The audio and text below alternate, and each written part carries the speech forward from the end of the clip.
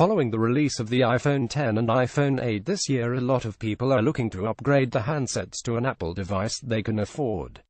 We were very impressed with the iPhone 6 Plus, but the iPhone 6s Plus wasnt bad either.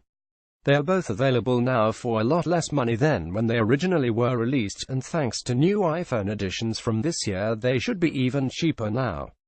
This might make you ask whether you should choose the iPhone 6s Plus, which starts at £549 from the 32GB version, or the iPhone 6 Plus, which is available from around £400 refurbished. Apple doesn't sell these new anymore. Taking a look at these devices' specifications should help you make your choice. Casing and battery. The original iPhone 6 Plus grey, white and gold colors are retained by the 6s Plus. The phablet is now also available in rose gold or pink, giving you more choice. The new phablet, however, is a little heavier and chunkier than its older sibling. It weighs 192 grams and is 7.3 mm thick compared to the predecessor's 172 grams and 7.1 mm thick measurements. Battery life remains the same at around 12 hours for internet usage, although this is what Apple claims. The 6s Plus is built out of a different material that makes the device a close cousin to the Apple Watch. The casing is made out of a 7000 series aluminium alloy and the screen is covered in Ion X glass instead of Gorilla Glass. Screen. Unsurprisingly, the 6s Plus retains the 5.5 inches and 1920 by 1080 pixel resolution as its forebear. What's changed is Force Touch, or 3D Touch as Apple calls its pressure-sensitive screen technology when used in smartphones.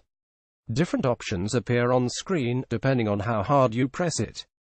For example, pressing hard on an app icon on the home screen will give you shortcuts such as dialing frequently called people in the phone app, getting directions home in Apple Maps, changing your status in Facebook, uploading a file in Dropbox, and playing your favorite album in Apple Music.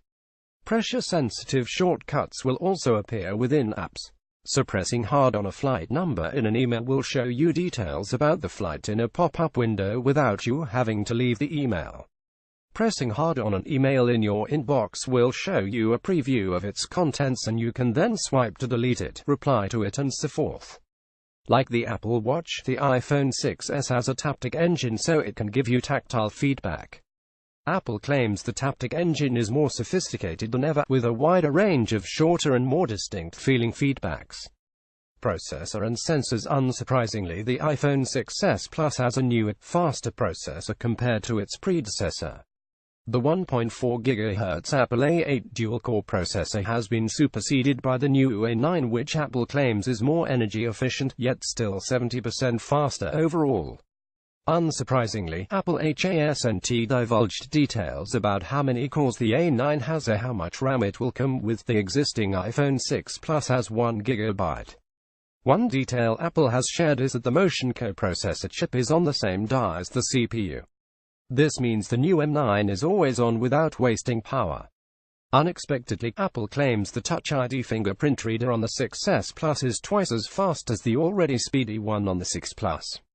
Given that fingerprint sensors on Android phones such as the Honor 7 are catching up in speed and reliability, that's no bad thing. The camera is one of the best things about the iPhone 6 Plus. Whilst the lens in the 6s Plus still has a f2.2 aperture, it's backed up by a new 12-megapixel sensor taking the place of the 8-megapixel sensor in the iPhone 6. Apple claims it's managed to increase the megapixel count, and therefore the detail present in photos, without the usual accompanying image quality degradation seen when more pixels are packed into a sensor without increasing its size. For example, there should be less noise in low light compared to other 12-megapixel camera phones. Video shooting is now at 4K rather than just 1080p. If you want optical image stabilization, then you have no choice but to opt for the iPhone 6s Plus over the smaller 4.7 inches 6s, but both phones otherwise have the same camera features, including the screen's ability to light up and act as a flash for the front-facing camera. An interesting new feature is live photos. By default, the camera app will record 1.5 seconds of video whenever you take a photo and incorporate that motion into the photo itself. Heavy press the photo to see the photo move. Apple claims this can add real emotion to many photos. The video data is apparently compressed so that it doesn't take up that much more storage space than a standard motionless non-live photo. Live photos will of course viewable on other Apple devices, and there's an API for third-party app developers. Facebook was explicitly stated as bring live photo support to its app later this year. Storage and SIM. There are few things that haven't changed between the iPhone 6 Plus and 6s Plus.